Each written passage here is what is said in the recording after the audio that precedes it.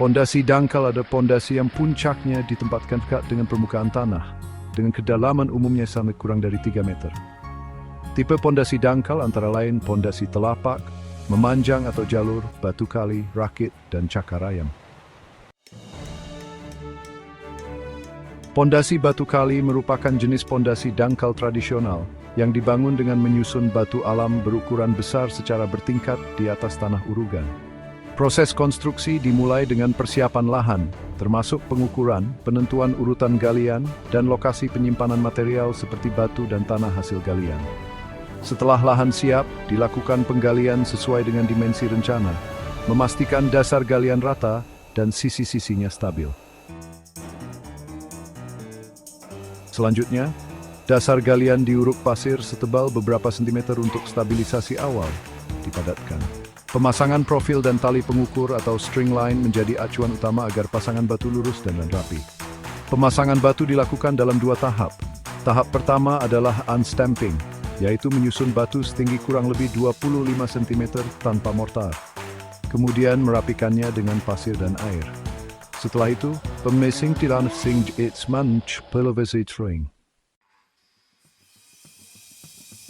Permukaan luar pasangan batu harus mengikuti bentuk yang rata dan sesuai acuan. Setelah semua pasangan selesai dan beton stacker kolom, jika ada, telah dicor, sisi pondasi dikembalikan dengan tanah padat.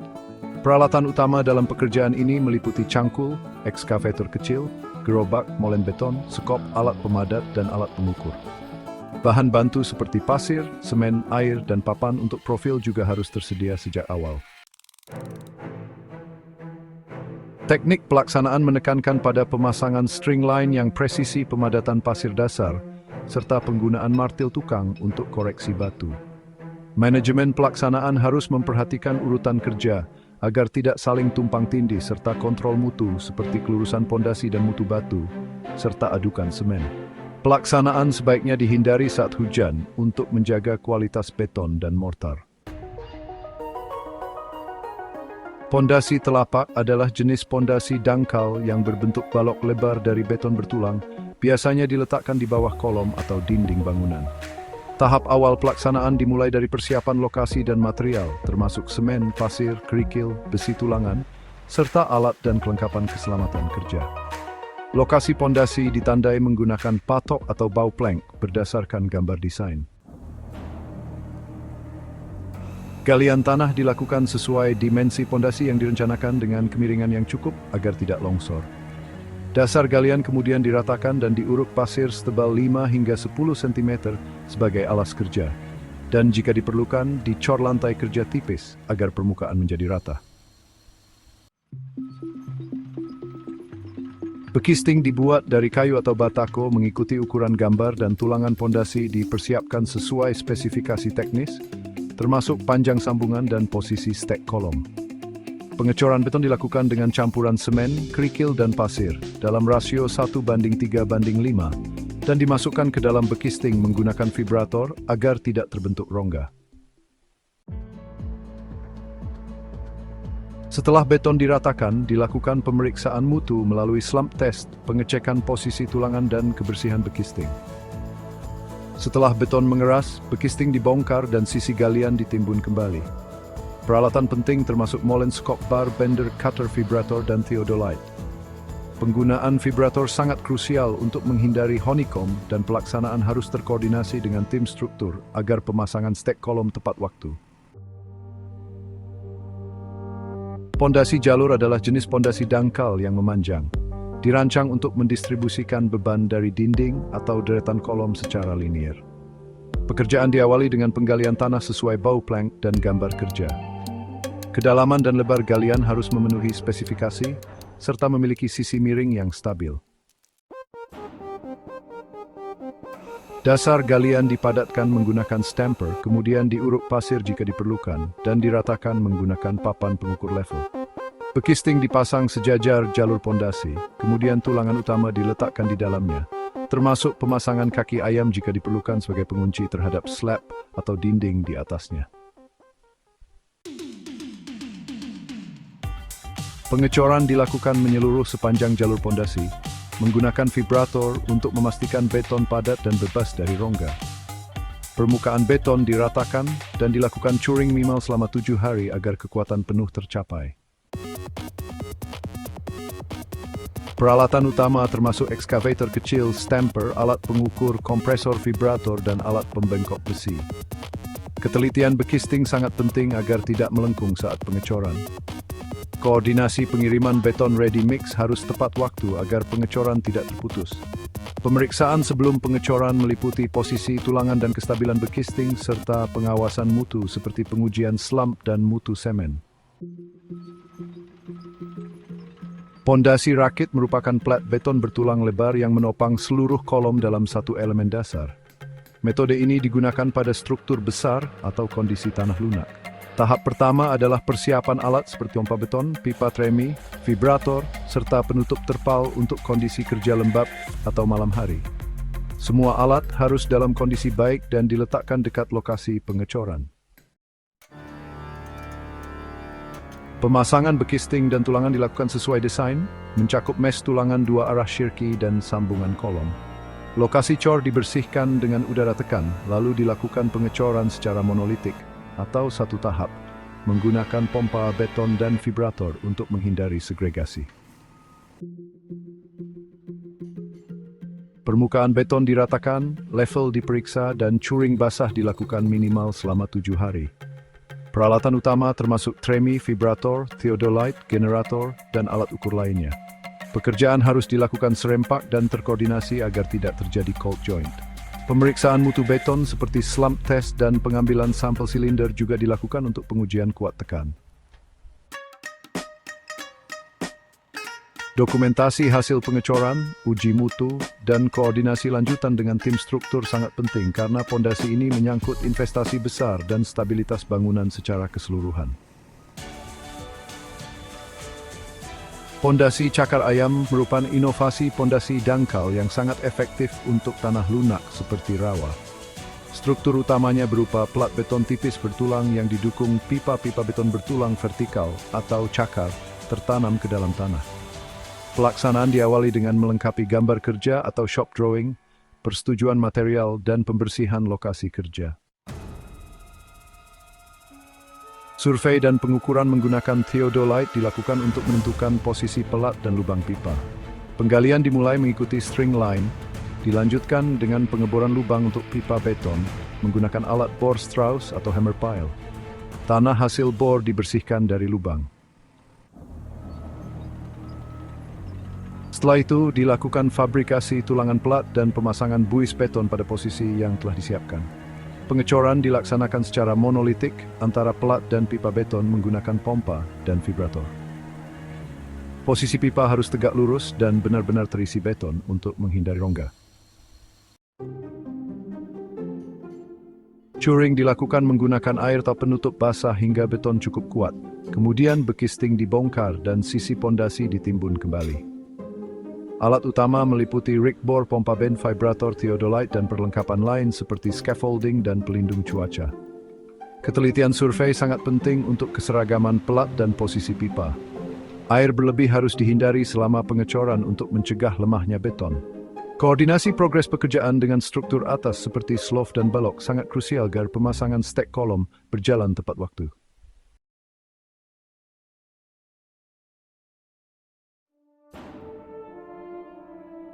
Pondasi tiang pancang adalah jenis pondasi dalam yang menggunakan elemen-elemen berbentuk tiang seperti beton pracetak, baja, atau komposit yang dipancangkan ke dalam tanah untuk menopang beban struktur di atasnya. Proses pelaksanaan dimulai dari tahap persiapan lokasi dan alat. Pada tahap ini, dilakukan pembersihan area kerja, penataan logistik, serta pemeriksaan ulang terhadap titik-titik pancang sesuai dengan gambar kerja. Alat-alat berat seperti crane, hammer, baik tipe diesel, hydraulic, maupun vibratory, serta perangkat survei seperti theodolite juga dipersiapkan. Setelah lokasi siap, dilanjutkan dengan pengangkutan dan penempatan tiang ke lokasi pancang. Tiang-tiang diletakkan sedekat mungkin dengan titik pancang, agar mudah dijangkau oleh alat berat. Mutu fisik tiang dicek terlebih dahulu untuk memastikan tidak terjadi retak atau kelengkungan sebelum dipancangkan. Pemancangan dilakukan dengan cara menempatkan tiang secara vertikal pada posisi yang telah ditentukan, lalu memukulnya dengan hammer. Tipe hammer yang digunakan disesuaikan dengan jenis tanah dan material tiang. Ketegakan tiang selama proses ini dikontrol secara ketat menggunakan theodolite, dan pemancangan dihentikan saat kedalaman desain tercapai, atau ketika tiang tidak dapat menembus lebih dalam karena lapisan tanah keras. Setelah semua tiang terpasang, dilakukan pengukuran kedalaman akhir untuk tiap tiang, dan, jika diperlukan, dilakukan uji beban, pile load test, guna memastikan daya dukung sesuai dengan perencanaan struktur. Sekarang, kita akan membahas pecahan pondasi tiang panjang. Proses ini sangat penting untuk memastikan stabilitas dan kekuatan struktur keseluruhan.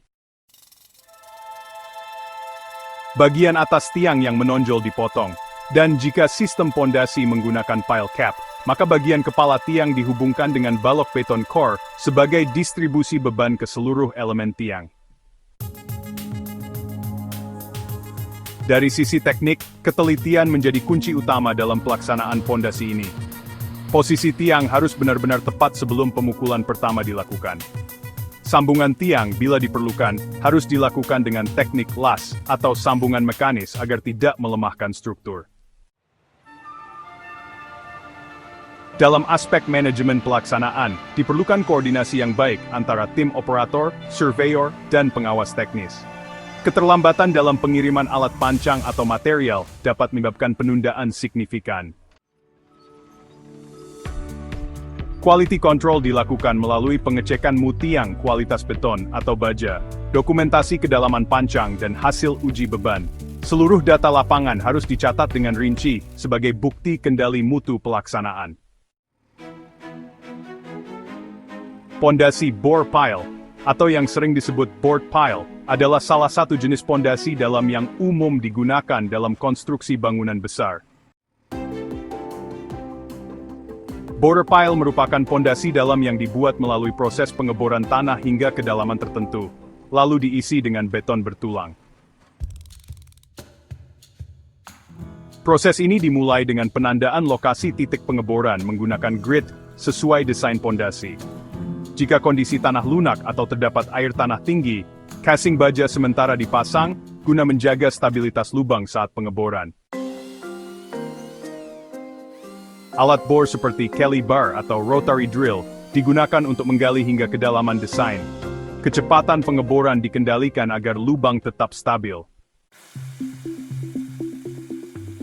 Setelah pengeboran selesai, dilakukan pembersihan lubang bor dari material sisa menggunakan pompa air atau alat penyedot. Lalu kedalaman dan diameter lubang diukur kembali. Selanjutnya, rangkaian tulangan baja diturunkan secara vertikal ke dalam lubang bore, dan diposisikan dengan tepat sesuai gambar kerja, menjaga jarak cover beton minimal 5 hingga 7 cm. Pipa tremie kemudian dipasang untuk pengecoran beton dari dasar lubang.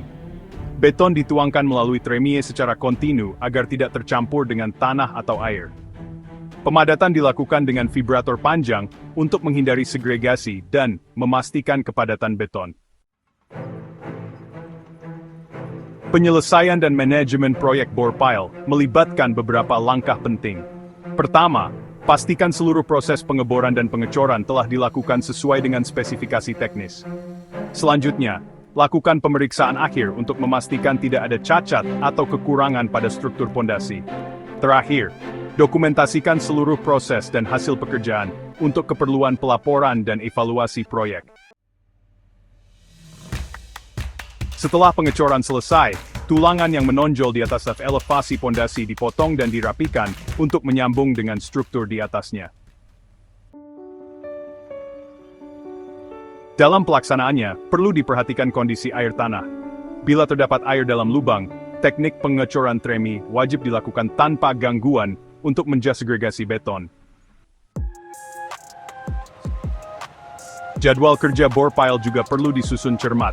mengingat satu titik bor dapat memakan waktu cukup lama. Manajemen proyek mencakup pengawasan mutu beton, dengan uji slump dan uji silinder, koordinasi antar tim bor, pemasok beton, dan pengawas pelaksanaan.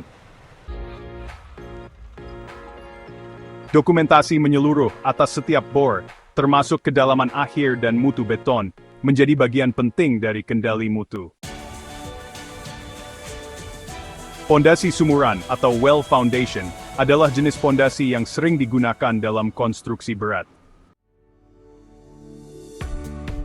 Pondasi sumuran merupakan jenis pondasi dalam yang digunakan pestrut dengan beban berat dan biasanya diaplikasikan untuk jembatan, dermaga, atau bangunan di atas air. Proses pelaksanaannya dimulai dengan pembersihan dan pemeriksaan lahan, termasuk analisis kondisi tanah dan stabilitas tebing. Bila perlu, digunakan sheet pile untuk menahan longsoran, terutama di area sungai atau pesisir. Selanjutnya dilakukan penggalian sumuran secara terbuka, maupun dengan metode cut and cover. Bekisting berbentuk silinder dipasang pada lubang galian, dan plat beton tebal dicor sebagai alas atau kaki sumur. Setelah beton mengeras, pekerjaan dilanjutkan dengan penggalian bagian dalam sumur secara bertahap, agar pondasi dapat turun sendiri, self-sinking. Jika kedalaman belum mencukupi, maka bagian atas sumur ditambahkan dengan segmen prasetak, hingga mencapai kedalaman desain. Setelah kedalaman akhir tercapai, tulangan dinding dipasang mengelilingi sumur dan pengecoran beton dilakukan secara vertikal hingga mencapai elevasi yang direncanakan. Pengecoran dapat dilakukan secara bertahap untuk menjaga kesatuan struktur.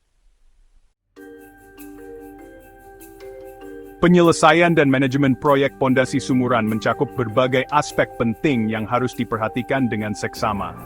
Mulai dari perencanaan awal hingga tahap akhir, setiap langkah harus dilakukan dengan cermat untuk mencapai hasil yang optimal. Bila diperlukan, bagian atas sumuran ditutup dengan plat beton untuk melanjutkan pekerjaan struktur atas. Pelaksanaan pondasi sumuran menuntut perhatian khusus terhadap kestabilan dinding lubang, terutama jika terdapat air tanah.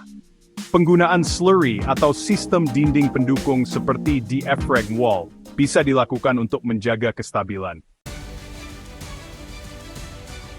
Di sisi manajemen proyek, pemilihan waktu pelaksanaan harus mempertimbangkan musim hujan yang dapat menyebabkan kelongsoran, uji mutu beton, pemantauan ketegakan dan kedalaman sumuran, serta inspeksi visual menjadi bagian integral dari pengawasan. Koordinasi dengan tim geoteknik dan pengelola lingkungan setempat menjadi kunci kelancaran pelaksanaan pondasi ini.